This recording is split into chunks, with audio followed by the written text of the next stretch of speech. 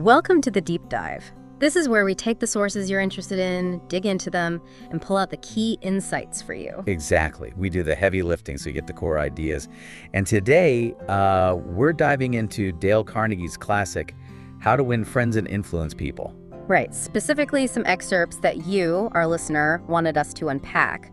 The goal here isn't a long book report. No, definitely not. It's about finding those practical, immediately useful bits, things you can actually use to connect better, influence effectively. And do it quickly, right? We know you want the knowledge without feeling buried in information. So let's jump in. First, big idea. Genuine interest in other people. It sounds simple, but wow, it runs deep in this book. It really does. It's kind of foundational. Remember that study he mentions, the New York Telephone Company one? Oh yeah, about the word I. It's almost comical how often it popped up in conversations. Totally. Hundreds of calls, and I was just everywhere. It really says something about our default setting, doesn't it? It absolutely does. We're kind of wired to think about ourselves first. Which makes that Alfred Adler quote hit even harder. The one about people not interested in others having the biggest problems. Yeah, greatest difficulties in life and provides the greatest injury to others. That's pretty stark. It is. It suggests, that being self-absorbed isn't just a personality quirk. It actually causes harm to yourself and others. It's like a blind spot that leads to bigger issues down the line. Exactly. And it connects to basic psychology, that need we all have for connection. When someone shows real interest, it, validates us. Makes sense. And Carnegie even mentions that magazine editor, right? Who could tell if an author actually liked people just from their writing? Yeah.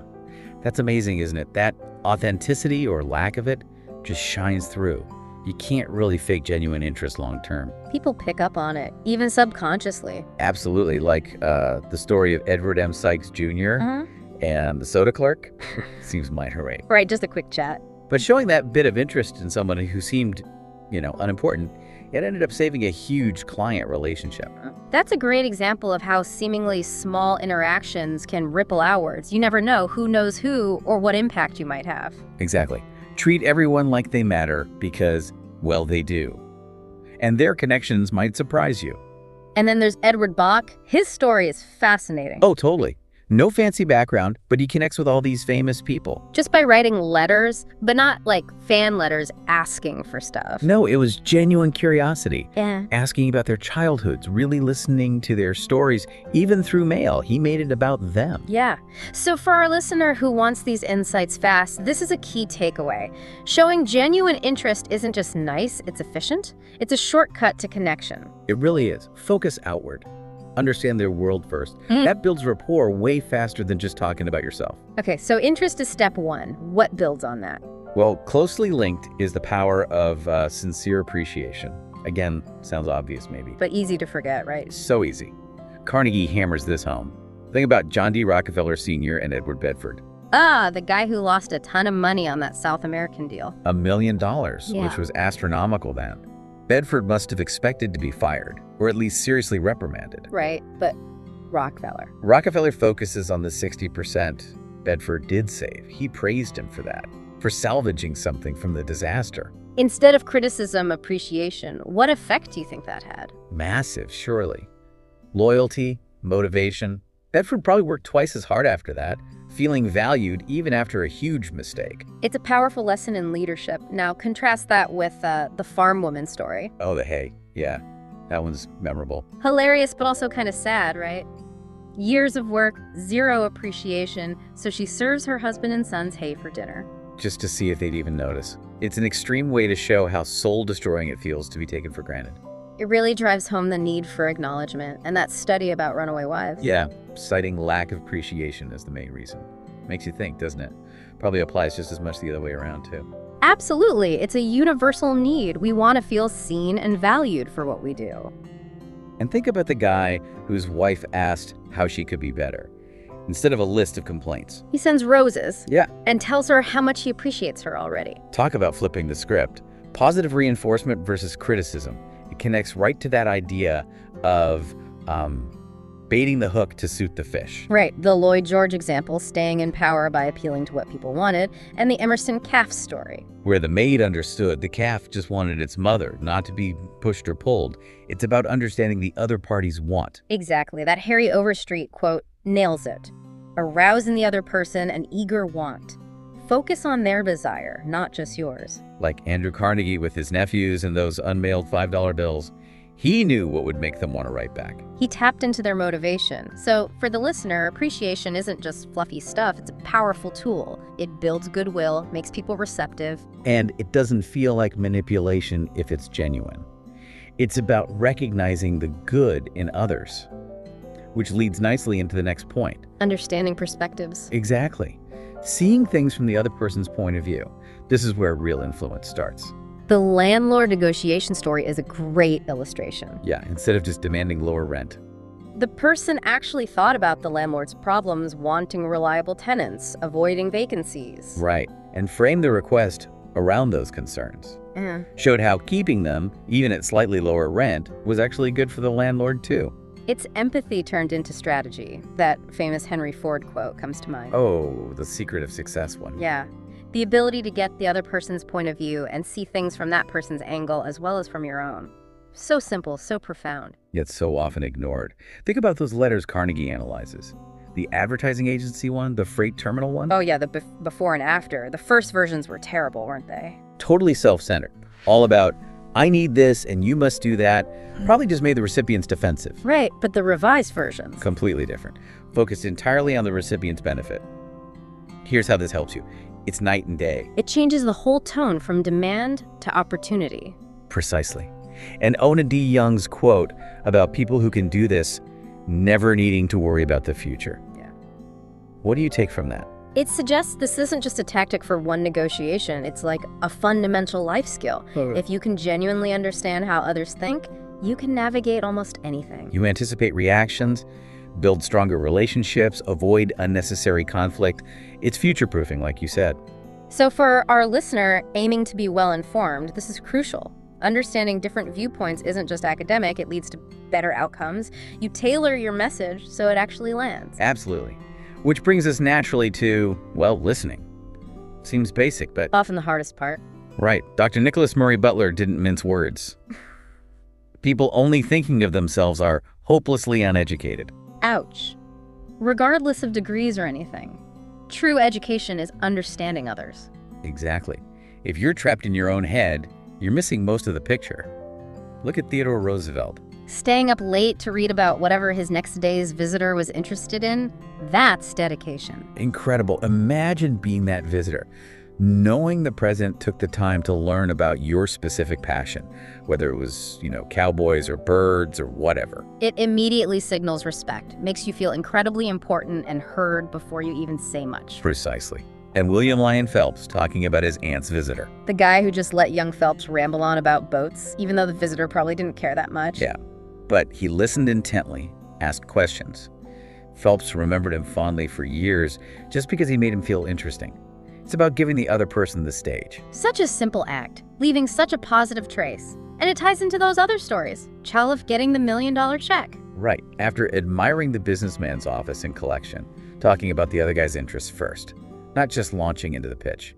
And Duvernoy selling bread to the hotel manager. Only after he stopped talking about his bread and started talking about the manager's interests, like being president of the hotel association, he found common ground outside the sale. It's about finding that connection point. Even the hostess assigning party tasks based on people's preferences. Making everyone feel their contribution mattered, using their strengths. It's all about tuning into others. Like Hall Caine connecting with Rossetti over poetry. Shared interests are powerful bridges. So for the listener who likes engaging delivery, this is how you become engaging. Listen actively. Be curious. Make the other person the focus. People love talking about what they care about. It shifts the energy completely. Okay, principle 6. Making others feel important. Crucially, sincerely. Yes, sincerity is key. Fake flattery falls flat. Emerson's quote is perfect here. Every man I meet is my superior in some way. In that, I learned of him. That's a mindset shift, isn't it? Humility, seeing value in everyone. In the book notes, often the people who seem most arrogant are actually the most insecure. They need to feel important. Interesting. So genuine appreciation can actually reach people who seem resistant. Often, yes. Think about the attorney visiting the old aunt. And genuinely admiring her house, right? Not just a generic compliment. Exactly. He found specific things he liked. It wasn't flattery. It was authentic appreciation. and it instantly created warmth. Made her feel and valued in her own domain. Then there's President Coolidge praising his secretary before offering criticism. Classic sandwich technique, maybe, but effective. Why does that work so well, do you think, starting with positive? It lowers defenses. It says, I see your value, I appreciate you, before pointing out an area for improvement.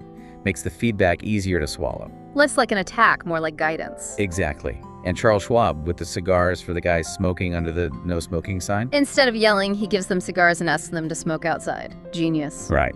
Acknowledges them, respects them as individuals, but still addresses the rule break gently. And John Wanamaker, the department store magnate, personally helping a customer who was being ignored. Shows that everyone matters, from the top down. Incredible customer service, but also making that individual feel important. Even Mayor Langford removing his office door. That's a statement. A huge statement. All right. I am accessible. You are important enough for me to remove physical barriers. Symbolic and practical. And that simple language tweak changing but to and. Oh yeah. You did great work on this report, but versus you did great work on this report, and if you tweak this section, it'll be even stronger. The but negates the praise, doesn't it? The and builds on it. Exactly. Feels collaborative, not contradictory. So for our listener, trying to avoid feeling overwhelmed and making others feel important streamlines things. How so? Less resistance, more cooperation. People want to help those who make them feel valued. It reduces friction, makes communication more efficient, less draining. Makes sense. Okay, let's tackle arguments. Nobody likes them, but they happen. How does Carnegie suggest handling them? The first, maybe hardest step. Avoid them if possible. Like that poem about William J. Here lies the body of William J., who died maintaining his right-of-way. He was right, dead right as he sped along. But he's just as dead as if he were wrong. Grim, but clear. Winning the argument can mean losing something much bigger. Like the relationship or the overall goal. Precisely. Look at Frederick Parsons and the tax inspector. He knew the inspector was wrong initially. But he stopped arguing, right? Yes. He deliberately shifted. Said something like, "This is a tricky area. I wish I had your knowledge." He acknowledged the inspector's role and expertise. Even though he disagreed. What happened then? The inspector softened, became more human, talked about his own challenges. Later, he reconsidered Parsons' case entirely on his own. Starting the fight opened the door. Wow. So it wasn't about rolling over, but changing the dynamic. Exactly. Buddha's wisdom applies. Hatred ceases by love, or in this case, arguments rarely end arguments. Understanding and diplomacy do. Then Franklin learned that the hard way, didn't he? He had to consciously change from being argumentative. He did. He realized it just created opposition. So he started using phrases like, I conceive, I apprehend, or it appears to me at present, much softer. Avoided direct contradiction. A deliberate strategy for better results. And Catherine Allred at the yarn plant. Admitting her system might be flawed, even when she thought it was right. That took humility. And it worked. Completely changed the tone. The other companies stopped defending and started collaborating on a solution. Admitting you could be wrong is incredibly disarming. Like the lumber salesman who avoided telling the inspector he was wrong about the wood grade. Yeah, he just kept asking questions, leading the inspector to realize his own mistake without ever being directly contradicted, saved a huge order. Diplomacy over confrontation. So, for the listener, valuing clear structure, avoiding arguments is efficient. It keeps the focus on the solution, not the battle. Saves time and energy. Good point. Now, related to that, admitting your own mistakes seems tough, but Carnegie says it's powerful. Hugely powerful. And the advice is, do it quickly, emphatically, and upfront. Don't wait to be caught. Like Harold Reinke at the Dodge dealership. When customers came in angry. His approach was basically, yes, we absolutely might have messed up. Tell me about it. Immediately took the wind out of their sails. Disarmed them by agreeing with the possibility of fault. Built trust, apparently. Exactly. Compare that to the young lawyer who told a Supreme Court justice he was wrong. Yeah, that did not end well for his point, even if he was technically right. Shows that how you handle disagreement matters immensely, especially with status differences. James Harvey Robinson's quote explains why. We resent being told we're wrong. Our ego bristles. We form beliefs casually, but get furious if someone challenges them. Human nature. And Horace Greeley constantly criticizing Lincoln. It just made Lincoln hold his ground firmer. Attack rarely persuades. So what's the alternative? The Ferdinand Warren story, the artist. That's brilliant. He knew this buyer was difficult and loved to criticize. So Warren started the meeting by critiquing his own sketches first. Pointed out all the things he thought were weak or could be better. Exactly. Said things like, "This isn't quite right. That part's rushed." By the time he finished, the buyer had nothing left to criticize. And ended up buying the sketches, praising Warren's judgment. It's self-criticism as a judo move. Use the opponent's energy. So, for the listener who values their time admitting mistakes, quickly saves so much time. Rather than digging in and defending. Yeah. Ends the argument fast, lets you move to the solution. It's often the fastest route through conflict. Okay, that's really practical. Let's talk about gentleness and friendliness. Sounds soft. But Carnegie shows it works in tough spots. It really does. Woodrow Wilson's quote sets it up. "If you come at me with your fist doubled, I think I can promise you that mine will double as fast as yours. But if you come to me and say, let us sit down and take counsel together, we will find ways to agree. Friendliness invites cooperation." Exactly. Think about John D. Rockefeller Jr. facing those striking Colorado miners. Intense hatred towards him. Yeah, a really volatile situation. And he goes there and speaks. Gently. Calls them friends. Praises their work. Acknowledges their perspective. It was astonishingly effective in calming things down. Took immense courage, but the friendly approach broke through the hostility. And Robert Black at White Motor strikes again. What does he do? Buys baseball equipment, rents a bowling alley for the strikers, actively fosters goodwill during the dispute. It's about seeing the human beings on the other side, even in conflict. And O.L. Stroud getting his rent reduced by a notoriously tough landlord. Just by being genuinely friendly and appreciative from the start. Yeah. Started the conversation by praising the landlord's management, expressed enthusiasm for the apartment. The landlord, apparently quite grumpy usually, couldn't help but respond positively. Shows that approach works even in everyday, seemingly transactional things. A little warmth goes a long way. So for the listener, don't underestimate friendliness. It can unlock doors that force never could, often in surprising ways. It's a powerful, often overlooked tool. Now, appealing to nobler motives. What's the idea here? It builds on J. Pierpont Morgan's observation. People usually have two reasons for doing things: the one that sounds good and the real one. And Carnegie suggests appealing to the one that sounds good, the nobler one. Exactly. Because people want to see themselves and be seen as fair, honest, decent, even when their real motive might be more self-interested. So, Hamilton Farrell dealing with the tenant who wanted to break his lease. The tenant gave a flimsy excuse, but Farrell didn't call him out. Instead, he appealed to the tenant's sense of honor. Said something like, "I believe you're a man of your word and would want to do the right thing." And the tenant, wanting to live up to that noble image, agreed to honor the lease. Yes, it allowed the tenant to do what Farrell wanted while still feeling good about himself. Same with the collection agency example. Appealing to honesty, we believe you want to pay your debts, rather than just threats. Right. It frames the action in a positive light, aligning it with the customer's desired self-image. So, for the listener interested in multiple perspectives, understanding this duality is key. See both the real reason and the noble reason people present. And learn to appeal to the noble one. It makes people want to cooperate because it aligns with their values, or at least the values they want to project. Got it. Okay, finally, let's quickly hit some highlights from part 4, leading without causing offense. These seem like refinements of the earlier principles. They are often applied specifically to leadership or giving feedback, like starting with praise. We saw that with Coolidge. Sets the stage positively. And indirect criticism, like Schwab with the cigars, or Wanamaker pointing out a mistake by fixing it himself rather than scolding.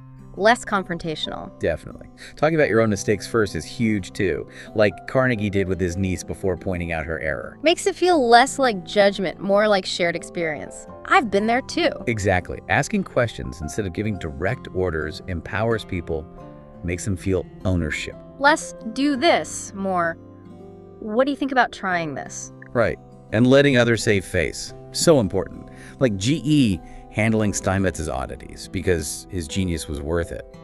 Don't humiliate people, even when correcting them. Crucial for morale.